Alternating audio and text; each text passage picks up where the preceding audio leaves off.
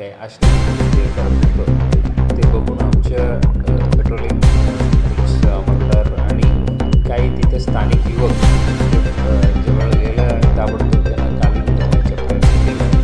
खाली उतरलं नव्हतं.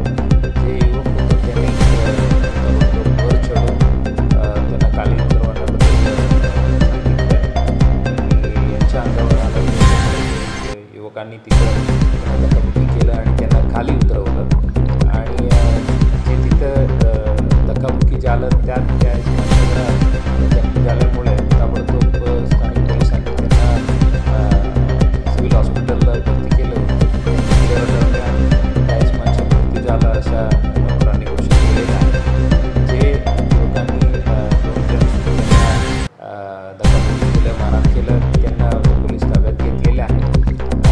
आता पोलीस फौजदार सावळी पोलीस स्टेशनकडून 2 गुन्हे दाखल करण्यात येत आहेत. एक ते जे बातम्या रुजवलेल्या आहे अशा अशी कृत्य करून त्याबद्दलचे गुन्हे दाखल करण्यात येत आहेत. दुसरे त्यांचे जे मृत्यू झालेले आहे त्याबद्दलही दाखल करून पुढील तपास सुरू करण्यात आलेला आहे.